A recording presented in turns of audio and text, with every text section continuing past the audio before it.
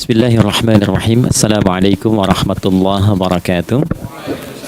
Alhamdulillah wassalatu wassalamu ala Rasulillah Muhammad ibn Abdullah wa ala alihi wa sahbihi wa man walah wa ba'd. Faya ibadallah usi nafsi wa iyyakum bitaqwallah faqad fazal muttaqun fala tamutunna illa wa antum muslimun. Faqala ta'ala ya ayyuhalladzina amanu taqullaha haqqa tuqatih wa la tamutunna illa wa antum muslimun. Semoga siapapun yang berada di ruangan ini atau terhubung dalam kajian ini, semoga senantiasa dijaga, diberkahi, dan dilindungi dalam kebaikan oleh Allah Subhanahu wa Ta'ala. Kenapa harus sholat? Ini poin pokoknya. Mengapa sih umat Islam itu cukup hanya misalnya dengan bersyahadat saja dipandang sudah berislam, lalu berbuat baik? Kenapa mesti ada sholat? Kenapa bahkan yang pokok sampai 5 waktunya?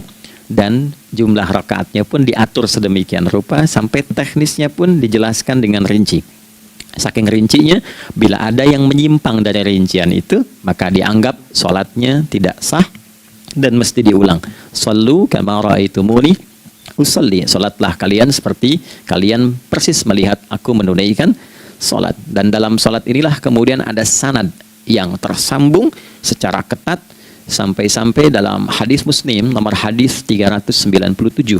Demikian di Al-Bukhari juga diabadikan di nomor hadis 757 oleh sahabat Abu Hurairah. Sanadnya tersambung kepada Khalad bin Rafi Az-Zuraiqi, seorang yang sholat di samping Nabi tapi bermasalah sholatnya, lalu Nabi meminta beliau untuk mengulangi sholatnya sampai 3 kali peristiwa itu, hingga beliau berkata, ya Rasulullah au kama qala alimni ma uhsinu ghairah. Ya Rasulullah, tolong ajarkan kepada aku karena aku tak punya pengetahuan lebih dibandingkan dari apa yang telah aku kerjakan. Nah, dari dasar ini melahirkan satu pertanyaan kritis, ya, dan juga perlu argumentasi yang kuat secara syariah mengapa kita menunaikan ibadah sholat. Baik teman-teman sekalian, karena waktu kita sangat padat, ya, kita manfaatkan sebaik-baiknya. Saya mohon izin kajian kita akan lebih fokus kepada inti materi sehingga manfaatnya lebih banyak kita dapatkan. Salat satu-satunya amalan di dalam Islam yang mencakup 4 bagian pokok dalam beragama. Jadi ketika seseorang menetapkan dirinya beragama dan ciri satu nilai agama itu bernilai benar, ya, dalam nanti kalau kita mau komparasikan atau kita riset, itu ciri pokoknya ada 4. Satu, ada aspek namanya aspek keyakinan, ya, tauhid atau akidah. Nggak mungkin kan beragama kalau nggak yakin, ya. Karena itu pasal 29 ayat kedua itu mengandung nilai keyakinan. Negara menjamin kemerdekaan tiap-tiap penduduk untuk memeluk agamanya masing-masing dan beribadah menurut agama dan kepercayaannya itu, ya. Jadi nggak mungkin kita bisa menghasilkan nilai kepercayaan dan ibadah kalau tidak ada unsur keyakinan, atau bahasa kitanya disebut dengan iman, ya. Iman itu nanti juga dipaku dalam setiap nilai kebangsaan di konteks Negara Kesatuan Republik Indonesia. Ini yang paling membahagiakan. Jadi mau jadi pegawai apapun itu syarat, ya, salah satu syarat yang melekatnya beriman dan bertakwa kepada Tuhan Yang Maha Esa, gitu kan? Ya, kemarin saya di BPK itu ada 11 bab Romawi, 40 pasal. Ya, di bab yang keempat pasal 13 tentang pemberhentian dan pengangkatan itu ada 11 poin. A sampai K. Di poin B yang keduanya, syarat menjadi bagian dari anggota BPK itu beriman dan bertakwa kepada Tuhan Yang Maha Esa. Baik, di Undang-Undang Pendidikan Sisdiknas nomor 20 tahun 2003 itu kalau kita baca dari poin menimbang ada 4, di poin B-nya saja sudah ada iman.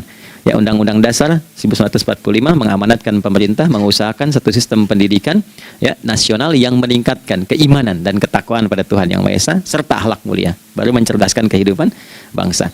Ya, secara singkat, 1, agama dianggap benar kalau ada doktrin keimanan, ada akidah, ada tauhidnya. Yang kedua, ada ibadahnya. Ya, sebagai pembuktian kita beriman, buktinya apa? Ya kan? Saya beriman kepada Tuhan, kita tetapkan misalnya Allah. Apa pembuktian keberimanan kita kepada Allah? Ya, kan pembuktiannya itu mesti diwujudkan dalam bentuk sikap. Sikap itulah yang disebut dengan ibadah. Nah, konsepsi ini ada di Quran surah ke-20 Thaha di ayat ke-14. Innani anallahu la ilaha illa ana fa'budini. Ya, sungguh Aku tegaskan bahwa akulah Allah, satu-satunya Tuhan yang layak dipertuhankan dan disembah. Ketika Anda mempertuhankan aku, fa'budni, maka buktikan kebertuhananmu kepadaku dengan menyembahku. Karena itu namanya Allah punya dua arti. Satu yang dipertuhankan, kan? Ilahun wahid. Yang kedua yang disembah. Ya, jadi yang dipertuhankan dan disembah. Oke. Tiga. Yang ketiga harus punya unsur praktikal atau implementatif dalam interaksi kehidupan. Ya, jadi bukan cuma nyembah Tuhan, bimbingan kehidupannya apa? Implementasi dari ibadah itu. Ya, ciri umat beragama itu kan bukan hanya sekedar saya yakin, beriman, saya ibadah. Terus bukti ibadah itu dibawa dalam berinteraksi hariannya seperti apa wujudnya. Ya, makanya ketika dulu orang itu jujur, orang itu bangga dengan kejujurannya bukan sebagai orang jujur, tapi sebagai muslim. Jadi ketika ditanya, "Kenapa Anda jujur?" "Karena saya muslim." Ketika ada seorang penggembala di Sahara yang sangat gersang, diuji oleh Umar bin Khattab, ingin diambil kambingnya, kan kisahnya viral kan? Baik ya? "Oh, tapi ini bukan punya saya. Bilang aja pada tuan Anda, kalau kambingnya hilang satu dimakan serigala. Lantas di mana Allah?" Jawaban itu yang menggetarkan kepada jiwa. Jadi kebenaran yang diungkap dengan sikap kejujuran itu implementasi nilai beragama. Nah, jadi praktek ibadah ada di muamalah. Oke, satu akidah dibuktikan lewat ibadah, ibadah diimplementasikan dalam muamalah. Itulah sebabnya nanti seluruh bagian tubuh kita ketika digunakan untuk bersifat dan bersikap, itu ada tuntunan iman di dalamnya. Oke? Misal, saya tanya begini ya, ini mukaddimah ya, kita belum mulai nih. Saya tanya gini, apa fungsi mata? Tuh kan, sudah keliru kan? Nah, kalau hanya melihat, hewan juga melihat. Ya, coba kambing melihat, ya kan? Elang melihat. Lalu apa bedanya fungsi mata kita dengan mata hewan? Ternyata ketika kita meriset ayat-ayat Al-Quran terkait dengan fungsi tubuh kita, itu rata-rata dibuka dengan iman dulu. Quran surah 24, surah Cahaya, ayat 30 untuk laki-laki, 31 untuk perempuan. Qul lil mu'minin, ya Muhammad katakan, viralkan pada pria-pria yang menyatakan dirinya telah beriman. Yaghuddu min absarihim, gunakan pandangannya itu yang dibimbing oleh imannya untuk melihat yang baik saja menurut standar imannya. Jadi kalau menurut imannya tak baik, nggak boleh dilihat. Karena itu ketika Anda sudah mengatakan asyhadu an la ilaha illallah, asyhadu anna Muhammad Rasulullah, kalimat itu dari lisan turun ke hati, itu jadi cahaya ke bagian tubuh kita. Makanya ketika Anda melihat, itu ada cara pandang tertentu yang dibimbing iman, standarnya beda dengan tanpa iman. Kalau nggak ada iman, semua mungkin terlihat. Tapi ketika ada iman, hati kecil Anda akan bicara, ini nggak baik. Palingkan. Nah, memalingkan dari yang tak baik menurut iman, itu namanya ghaddul basar. Oke? Perempuan juga begitu, setara. Wa kullil mu'minati yaghdudna min absarihinna, dan katakan pada setiap perempuan yang menyatakan dia beriman, maka gunakan pandangan itu dengan bimbingan imannya. Ketika tak baik menurut imannya, palingkan. Ya, Anda lihat kajian di YouTube, terus ada iklan kan? Nah, terus menurut standar iman nggak bagus, itu otomatis akan nggak suka itu. Ya, pasti dipalingkan. Ya. Anda kalau naik pesawat tuh ya, tugas keluar tuh, pertagas tugas keluar. Kalau pramugari lagi demo tuh yang dilihat pramugarinya apa demonya.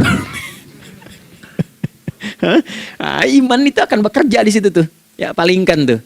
Nah, sama dari mata turun ke, jangan langsung ke hati aja, ke lisan dulu kan. Ya, ke mulut kan. Itu mulut tuh ketika digunakan fungsinya, imannya disebut dulu. Ya, Quran surah 49 ayat 11 misalnya, ya. Ya ayyuhalladzina amanu, imannya dulu. La yaskhar qaumin qaum. Ayat 12-nya la yaghtab ba'dukum ba'dha. Hai orang-orang yang telah menyatakan beriman. Kalau pakai alladzina disebutkan 1080 kali dalam Al-Qur'an, itu kalimatnya diksinya singkat, padat, mencakup semua tanpa sekat. Oke, jadi kalau laki-laki, perempuan, tua, muda, besar, kecil, beda strata, duniawi, itu semua tercakup di dalamnya. Hei semua yang telah menyatakan beriman, gunakan imanmu untuk membimbing lisanmu bertutur. Kalau masih merasa punya iman, jangan gunakan lisan untuk mencela, merendahkan orang. Untuk bergibah, membuat hoax. Didetilkan oleh Nabi, kalimatnya jelas. Man kana yu'minu billahi wal yaumil akhir falyakul khaira aw liyasmut. siapapun. Nah, dari alladzina ketika dirinci pakai man. Ya, man itu bentuk tunggal, ya, personal, tapi maknanya general. Jadi kalau Anda, saya, kita baca ayat atau hadis ada man, posisikan Nabi sedang bicara ke kita. Ya, hei adi hidayat, posisikan Nabi bilang gitu tuh. Kalau engkau merasa beriman sama Allah dan yakin dihisab di hari kiamat, jaga lisanmu. Katakan yang baik dengan bimbingan imanmu, tak mampu engkau diam. Jadi cukuplah suami istri itu menggunakan satu hadis ini, pasti sakinah itu muncul dalam kehidupan rumah tangganya. Ya, itulah sebabnya kenapa sakinah didahulukan dibanding mawaddah. Hati-hati ya, Mbak, walaupun namanya sakinah, nggak ada ini nggak akan datang tuh ketenangan tuh. Ya, ada yang tahu nggak rahasianya? Kenapa sakinah duluan dibanding mawaddah? Ya, 5 juta. Ya, waktu habis karena padat sekali. Maddah jamaknya mawaddah, rasa kasih yang tumbuh dari pemberian materi. Jadi kalau rumah tangga itu ingin cenderung pada kebahagiaan, boleh berbagi dengan materi. Ya, istri cemberut, ya, Anda datang dengan senyuman, sayang, kenapa? Ya, ini emas 2 kilo, ya. Nah itu pasti sehat lagi tuh. Ya, itu mawaddah. Tapi maaf, walaupun Anda mapan bekerja, harta cukup melimpah, ruah, tapi tidak ada ketenangan di rumah tangga, tidak ada sakinah, maka hampa kehidupan rumah tangga itu. Itulah sebabnya kenapa di Quran sakinah lebih dulu dibandingkan dengan mawaddah. Saya tanya ibu deh, ibu pilih mana? Kaya tapi gelisah atau miskin tapi tenang? Oke. Saya paham itu. Saya paham. Suami juga sepakat semuanya. Ya, artinya apa? Kita nggak bisa menghilangkan unsur ketenangan. Oke, itu hanya pembuktian argumentatif ya, supaya kajiannya lebih kepada argumen. Jadi ada akidah terkorelasi dengan ibadah, implementasinya di aspek muamalah. Nah, nanti cara bermuamalahnya diatur lewat akhlak namanya. Bagaimana bermuamalah yang baik? Kan Anda, maaf ya, berekspresi kepada pimpinan dengan kawan kan berbeda. Oke, kepada orang tua dengan anak kan lain. Nah, yang mengatur interaksi kita sehingga terjalin harmoni yang baik, itulah yang disebut dengan akhlak. Nah, 4 poin inilah yang menjadi inti dakwah Nabi SAW ketika diutus oleh Allah Subhanahu wa ta'ala. Memastikan 4 ini bisa optimal kita lakukan dalam kehidupan. Bonusnya yang kelima, selalu meningkatkan inovasi sehingga selalu mendapatkan hal baru dalam kehidupan. 5 ini digabungkan di Quran surah kedua Al-Baqarah di ayat 151. Kama arsalna fikum rasulam minkum yatslu alaikum ayatina. 1. Oke, wa yuzakkikum 2, akhlak, wa yuallimukumul kitaba 3, wal hikmah 4, 5, wa yuallimukum ma lam takunu ta'lamun. Kelima-limanya ini digambarkanlah dalam bentuk ibadah yang melatih kita sebagai pondasi awal menuju dan memantapkan 5 hal ini, yaitu sholat. Itulah sebabnya kenapa sholat yang pokok dilakukan 5 waktu dalam sehari untuk mewujudkan 5 hal ini dalam kehidupan, dan satu-satunya ibadah yang mengumpulkan 5 aspek ini dalam prakteknya hanya sholat. Hanya sholat. Oke, mari kita detilkan, kita rinci, dan di sini kita akan mulai kajian kita. Yang tadi mukadimah ya. Baik, kita punya 30 menit. Wah, padat sekali. Bismillahirrahmanirrahim. 1. Sholat adalah perwujudan iman seorang hamba.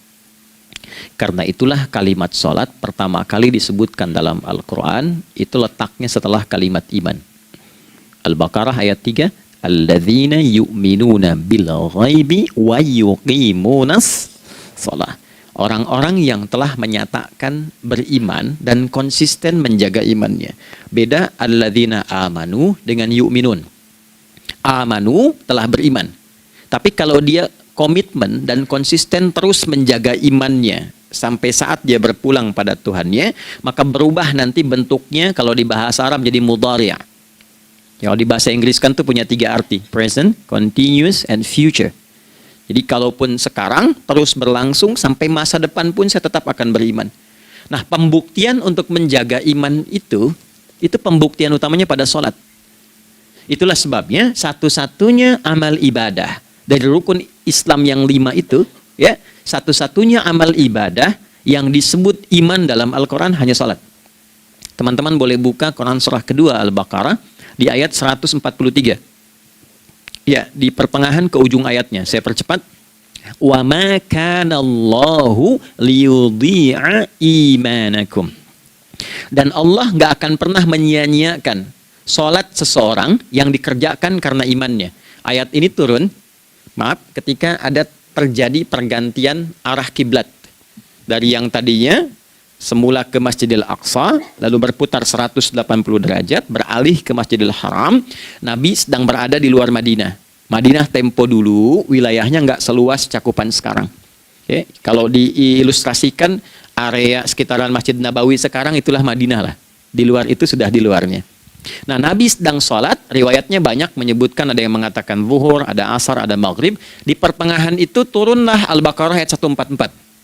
Qad nara taqalluba wajhika fis sama' falanuwalliyannaka qiblatan tardaha fawalli wajhaka syatral masjidil haram.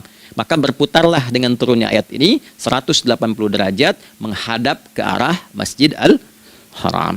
Problemnya adalah ketika Nabi dan pengiring beliau kembali ke Madinah, area Masjid Nabawi, kan nggak semua masyarakat ikut.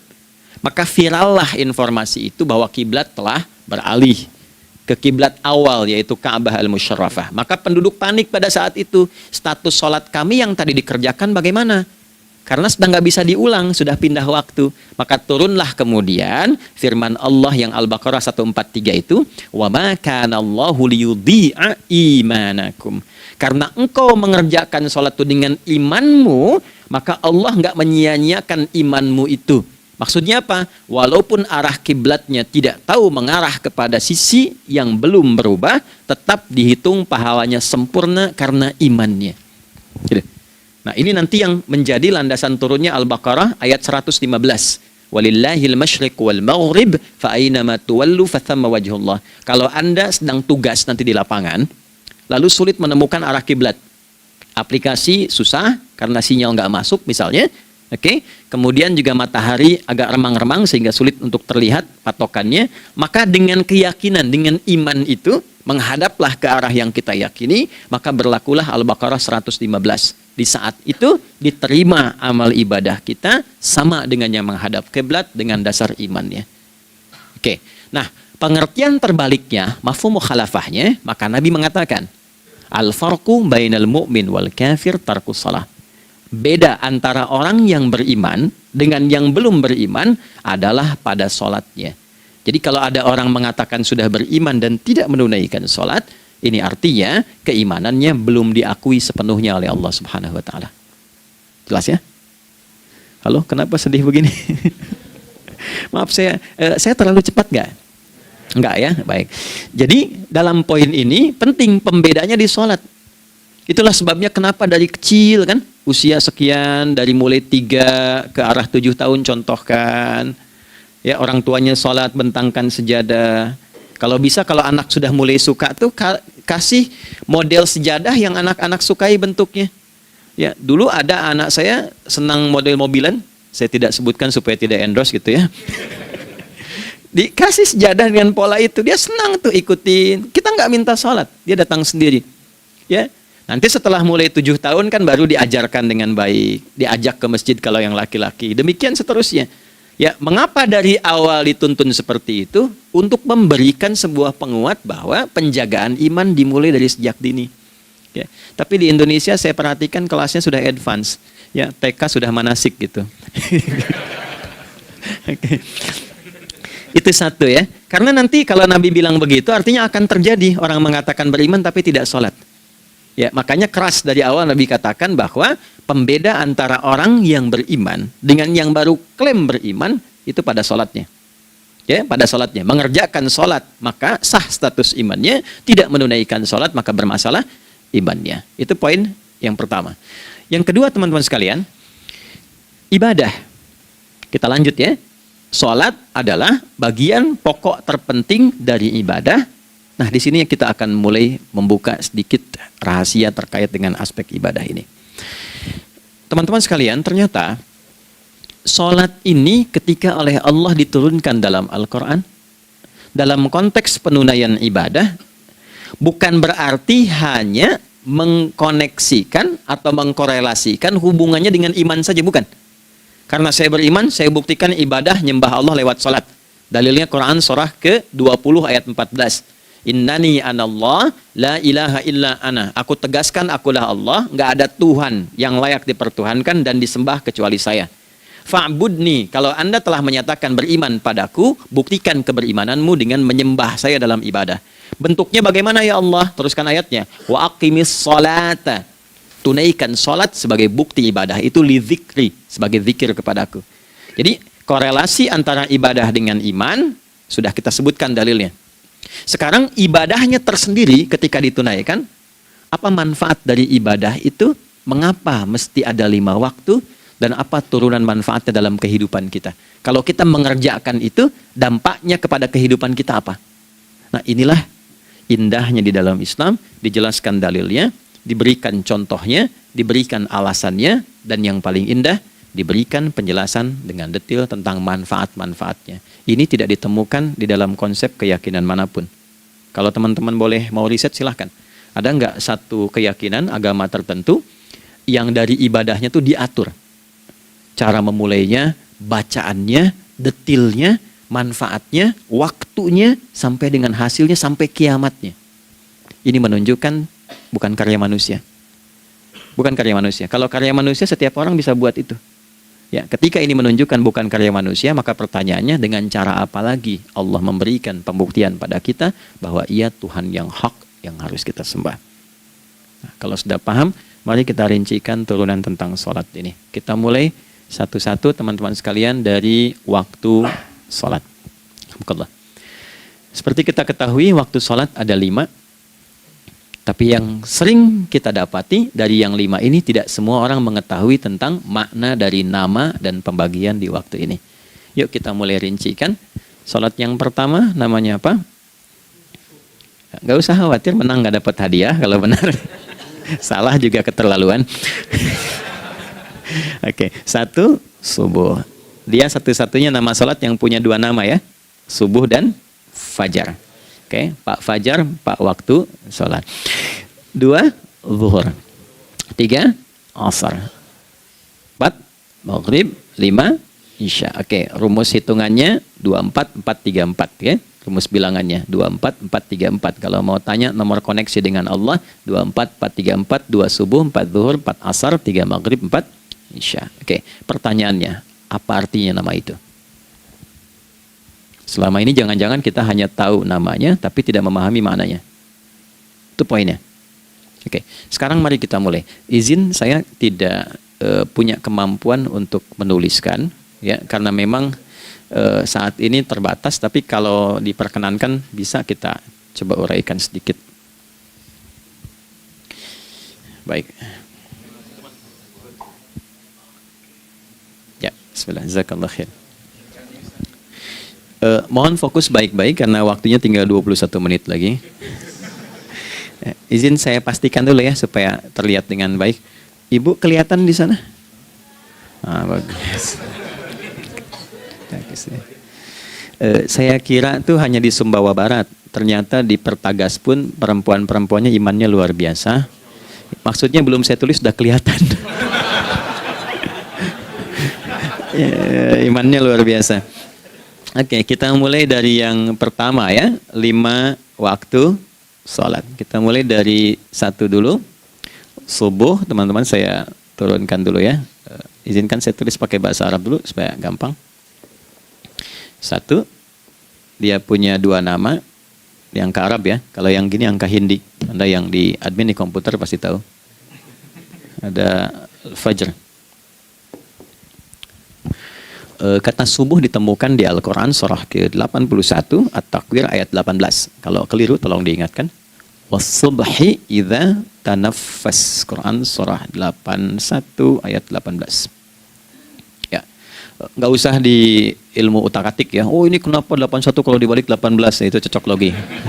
Ya, abaikan aja itu. Ya. Fajar agak banyak di Quran terkait dengan nama sholatnya ada di Quran surah ke-17 di ayat 78. Aqimis salata liduluki syamsi ila ghasaqil laili wa qur'anal fajr. Inna qur'anal fajri kana masyhuda. Yuk kita mulai ke maknanya dulu. Ingat rumusnya ya. Rumusnya ini selalu begini rumusnya. Aqidah selalu punya korelasi dengan ibadah. Ibadah selalu punya korelasi dengan muamalah, interaksi harian kita. Muamalah hiasannya adalah akhlak. Nah, barulah kemudian di sini muncul inovasi dalam kehidupan, hal yang baru. Hidup ya, yang mengacu pada dua kebahagiaan, yaitu dunia dan akhirat. Ya, konsepsi ini nanti ditemukan di Quran surah kedua Al-Baqarah ayat 201 dan menjadi doa paling favorit umat Islam Indonesia saat ini. Rabbana atina fid dunya fil akhirati. Oke, ya cukup. Subuh. Ini rumus dasarnya. Dari akidah kita beriman, pembuktian imannya lewat ibadah salat. Apa hubungan salat dengan aktivitas harian kita? Subuh asalnya terkorelasi dengan kata asbah. Oke?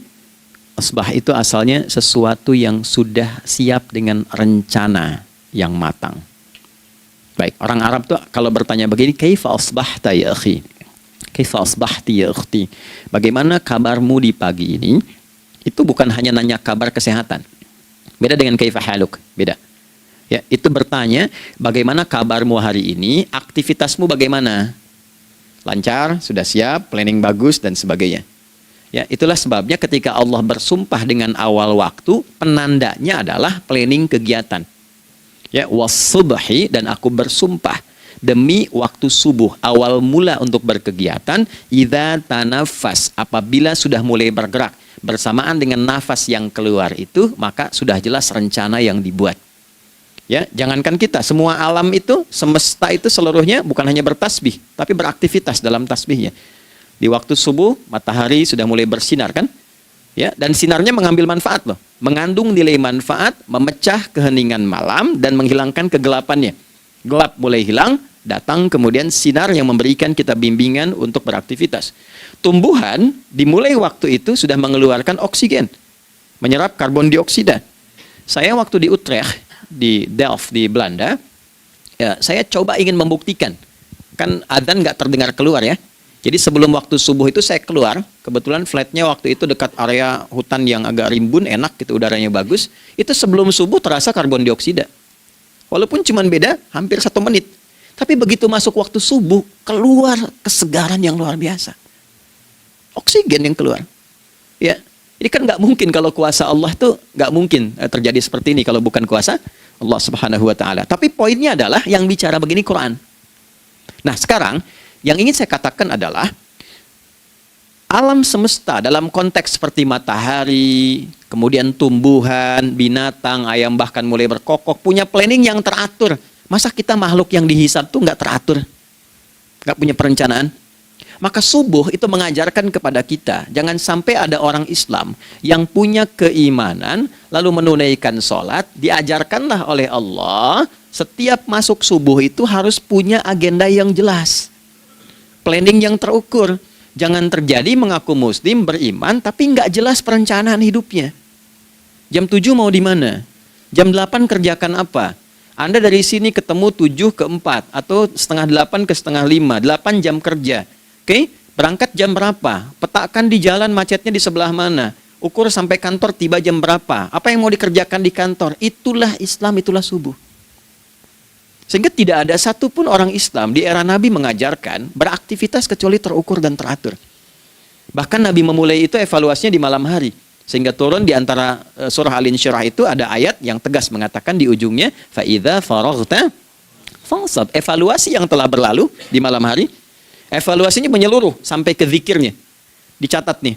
Ya, aku hari ini secara spiritual itu, mohon maaf, sholat jamaahnya berapa waktu tuh? Dari 5. Oke? Misalnya dari 5 itu cuma 4, berarti koreksi ada yang kurang. 1. Ya. Yang kedua, secara intelektual sudah berapa bacaan yang dibaca saat ini? Ilmu yang ditingkatkan, mensyukuri anugerah akal dan sebagainya. Bekerja sempurna enggak? Turunkan ibadahnya bagaimana? Ketika ada yang kurang, istighfari. Ya, sebagai seorang ayah, ada nggak sesuatu yang salah yang dilakukan belum sempurna? Sebagai seorang ibu, anak dan sebagainya, istighfar. Itulah sebabnya sebelum tidur Nabi ajarkan istighfar. Yang kita tahu 70 kali kan?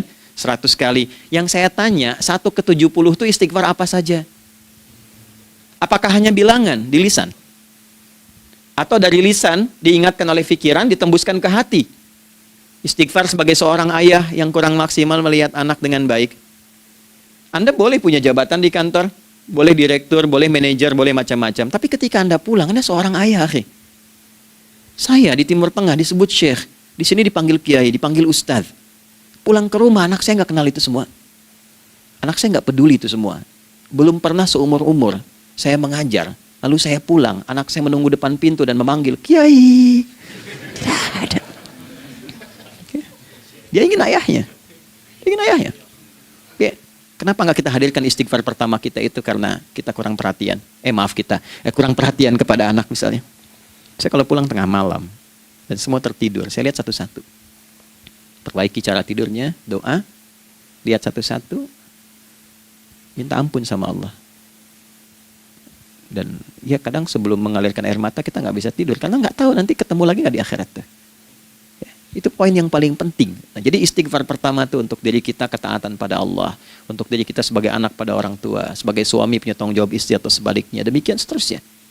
Nah itu kalau sudah kita bisa lakukan, dievaluasi, direncanakan besoknya. Fa'idha faraghta fansab, direncanakan lagi yang berikutnya, besok mau ngapain, tulis malam. Kalau kita biasakan begitu, tidurnya enak. Karena nggak ada beban, damai hidupnya. Dengan teman damai kalau ada perselisihan sebelum tidur. Ya, jadi nggak ada orang mengigau itu masalah-masalah kehidupan dunia yang belum tuntas. Ini dunia saat, maaf, terjaga bermasalah, saat tidur pun masih bermasalah. Gara-gara kamu nih, kapan istirahatnya? Ya. Nah, ketika kita bangun dari subuh itu, maka rencana yang sudah kita siapkan itu, teman-teman sekalian, dibawa menghadap Allah supaya minta kemudahan, minta kelancaran, minta pendampingan, minta bimbingan. Itulah sebabnya kita dipanggil sholat di awal waktu, supaya rencana yang sudah kita siapkan itu minta taufiknya, persetujuan dan perlindungan dari Allah. Inilah yang menjadikan rahasia umumnya para sahabat memulai berkegiatan sejak dari masjid. Teman-teman boleh riset deh hadis-hadis tentang sholatnya sahabat dan kaitannya dengan syuruk dan pekerjaan. Rata-rata memulai dari masjid. Mereka tungguin, evaluasi, begitu siap, syuruk, minta sama Allah, berangkat. Saya mau kasih satu rahasia ya. Boleh jadi ijazah, tapi ini diantara kita aja ya. Anda boleh lakukan, berangkat ke masjid itu dengan baik. Terus minta misalnya, ya Allah, Kau perintahkan aku untuk berikhtiar, sekarang aku lakukan. Kau perintahkan aku untuk merencanakan, sekarang aku ikhtiarkan. Mohon lindungi, mudahkan, dan berikan bimbingan terbaik untuk mendapatkan hal yang wajar, halal, baik, dan kau ridhai. Anda berangkat. Pulang, sebelum nyampe rumah, mampir dulu ke masjid. Masjid terdekat dari rumah aja. Sholat 2 rakaat, situ. Ya, sholatnya bisa sholat wudhu, tahiyatul masjid, dan sebagainya. Setelah itu pulang. Doa dulu habis sholat, ya Allah, aku telah berikhtiar seperti apa yang telah Engkau perintahkan. Sekarang aku memohon rizki darimu seperti apa yang telah Engkau janjikan. Kalau dengan semua ikhtiar ini belum cukup menurunkan rizki darimu, maka mohon tunjukkan padaku saat ini dengan cara apa lagi aku mesti berikhtiar. Oke? Silahkan Anda pulang dengan suasana itu ke rumah dan lihat apa yang terjadi. Rasakan bedanya, bedakan rasanya, dan pasti terasa bedanya. Gak ada kesan yang lain pada jiwa. Jadi yang dibawa ke rumah itu bukan aura kantor, bukan aura jalan yang macet, tapi ada ketenangan, kenyamanan, dan kenikmatan. Kalau teman-teman mau pakai sunnah sahabat ini dalam dunia pekerjaan dan Anda lakukan, coba sehari ini saja, rasanya pasti beda. Ya, ini bagian pertama. Nah, ketika kita ingin datang menghadap Allah dan mulai membawa rencana kita, kan perlu isyaratnya kan, kapan dimulai? Gak bisa tiba-tiba saya bangun jam 3 langsung sholat subuh, kan tidak begitu. Ya kan? Mesti ada satu sinyal dulu, yang dari sinyal itu ada feedback pada diri kita untuk merespon, gitu kan? Nah, pancaran respon atas sesuatu yang memancar akibat satu hal yang terjadi. Kalau di gaya itu kan, kalau ada gaya gerak, gaya dorong kan? Ya, kalau nggak salah F1 sama dengan F2 kan? Nah, gaya gerak sama dengan gaya dorong. Geraknya dikit, bunyinya kecil kan? Kencang bunyinya. Kencang. Terus ada F berbanding lurus dengan P, hukum Pascalnya. Gaya berbanding lurus dengan tekanan, kan? Semakin banyak gaya semakin tertekan. Nah, respon yang muncul ketika ada satu misalnya gaya, tapi responnya sifatnya materi sifatnya. Ya, misal kalau Anda mau mengebor air, kan? Kemudian keluar terpancar tuh dari bawah itu keluar misalnya air. Nah, itu namanya infajar. Infajar. Dalilnya Quran surah kedua ayat 60. Wa idzistasqa Musa liqaumihi faqulna idrib bi'asakal hajar fanfajarat min husnata asyrata aina. Nabi Musa kata Allah itu kaummu 12 suku minta mata air. Dan nggak tanggung, setiap sukunya minta satu, katanya supaya nggak rebutan. Maka Allah firmankan, pukulkan tongkatmu yang kayu. Lihat diksinya detil sekali. Pukulkan tongkatmu yang kayu ke batu itu, maka batu itu akan terbelah dan mengeluarkan pancaran 12 mata air. Ya, tongkat kayu dipukulkan ke batu, batunya yang hancur. Karena Musa seorang nabi, gitu kan? Anda punya tongkat emas, pukulkan ke batu, maka keluar 12 air mata. Gitu ya. Nah ini, infajar. Kalau respon yang keluar itu respon buruk. Misal dalam nafsu, kan suka ada trigger ya yang memancing respon, terus nafsu keluar kan? Ya, apa saja itu? Lihat gambar yang nggak bagus, nafsu keluar, itu kan? Lihat sendal bagus, nafsu keluar, macam-macam ya. Nah itu fujur namanya. Fujur. Hurufnya masih sama, cuma bentuknya berbeda. Fa, jimnya masih ada waw, ada ra-nya. Fujur. Quran surah 91 di ayat 7 sampai 10, wa nafsi wa ma sawwaha fa alhamaha fujuraha wa taqwaha. Fujur tembus ke nafas, nafas memerintahkan yang buruk disebut su, nafas ketemu su jadi nafsu. Makanya nama lain fujur itu nafsu. Dalilnya Quran surah 12 ayat 53. Wa ma ubarri'u nafsi innan nafsa la'ammaratun bisu. Ya, la'ammaratun bisu'i illa ma rahima rabbi. Oke, nafas ketemu su. Teruskan. Tapi kalau pancarannya pada sifat yang baik. Oke? Membelah sesuatu yang gelap menjadi baik, terbuka, memancarkan respon panggilan yang baik, maka berubah katanya menjadi fajar. Oke? Matahari diperintahkan oleh Allah, diperintahkan membelah kegelapan malam. Keluarlah sinar pertamanya, disebutlah fajar. Kenapa? Karena ada respon kebaikan keluar darinya. Baik, perhatikan baik-baik Quran surah kedua ayat 187. Wa kulu washrabu hatta yatabayyana lakumul khaytul abyadu minal khaytil aswadi minal fajar. Itu untuk matahari. Kita lagi tidur enak-enak, sudah nyiapin rencana malam-malam, tiba-tiba ada panggilan. Allahu Akbar, Allahu Akbar. Itulah tandanya hati kita mengkonfirmasi iman kita dalam diri kita. Cepat, sudah adzan. Pernah begitu? Nah, konfirmasi itulah dalam bahasa lain yang disebut dengan fajar namanya.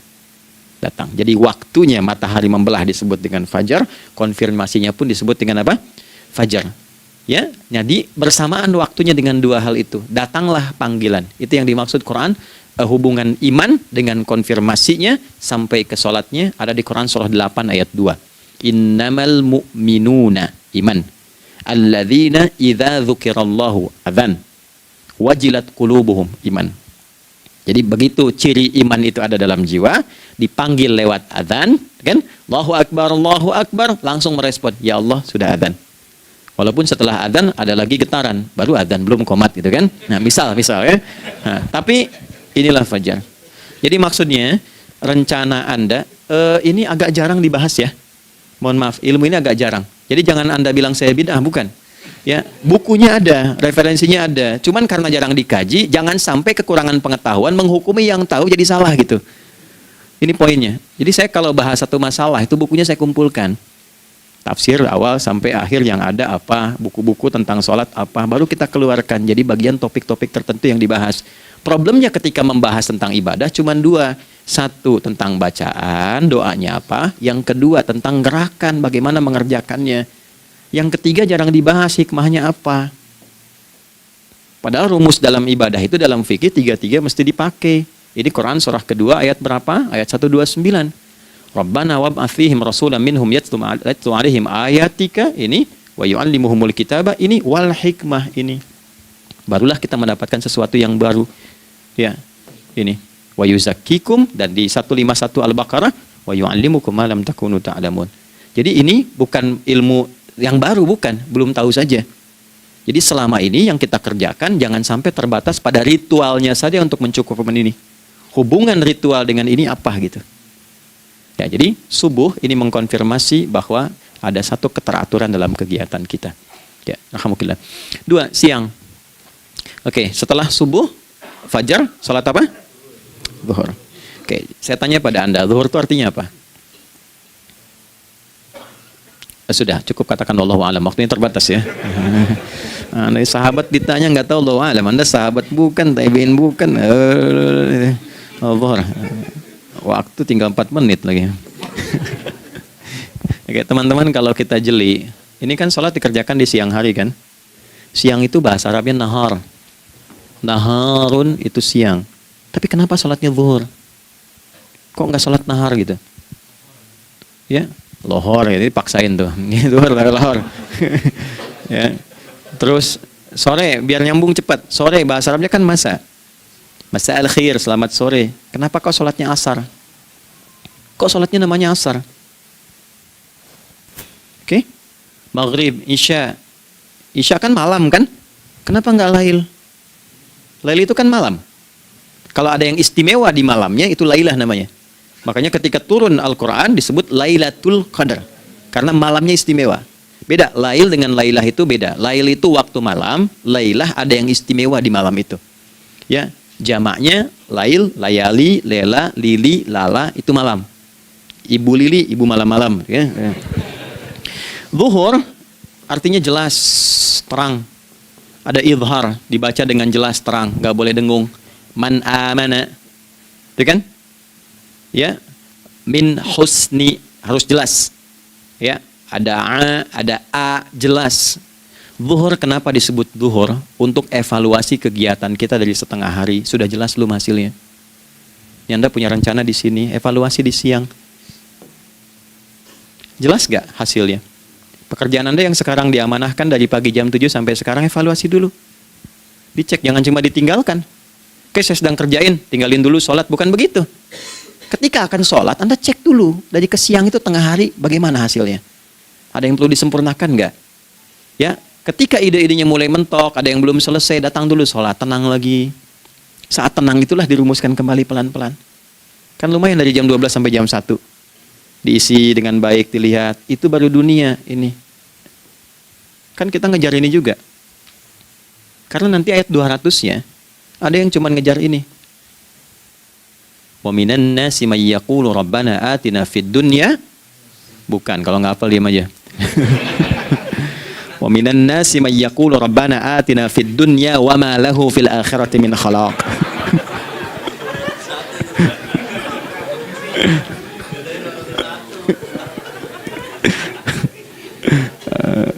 Udah, paham kan? Dan di antara manusia ada yang fokusnya hanya dunia yang dikejar, sehingga nggak kebagian akhiratnya. Padahal dia tahu dia mau pulang. Yang lebih aneh lagi, pengen pulang surganya Firdaus dekat dengan Nabi. Tapi tiap hari kerjakan dunia, dunia lagi, berangkat gelap, pulang gelap, terus meninggal gelap juga.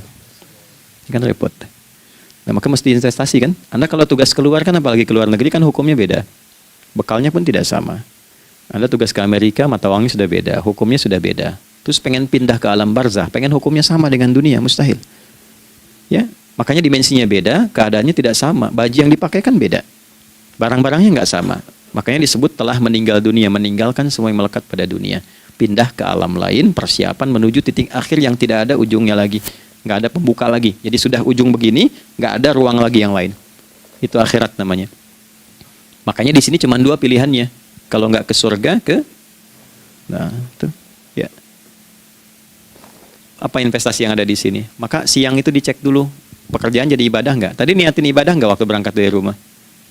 Kan? Waktu ngetik, waktu ngerjain di kantor, jadi ibadah nggak? Kalau ibadah, Anda nggak mungkin berbuat kriminal. Anda nggak mungkin berbuat maksiat, nggak mungkin nipu, nggak mungkin nyogok, nggak mungkin korupsi. Kan lagi ibadah, nggak mungkin curang. Kan lagi ibadah. Anta budallaha ka'annaka tarah. Anda itu mengerjakan segala hal sebagai ibadah, merasa diawasi Allah. Fa in lam takun tarah fa innahu yarak. Kalaupun Anda merasa nggak melihatnya, Anda yakin Anda dilihat. Itulah kerja pakai iman, maka ini di bawah akidahnya. Jangan ditinggalkan. Nah, inilah yang selama ini kita butuhkan. Ya. Inilah yang melahirkan nilai etik, makanya adanya dalam jiwa. Takwa itu kan dalam jiwa.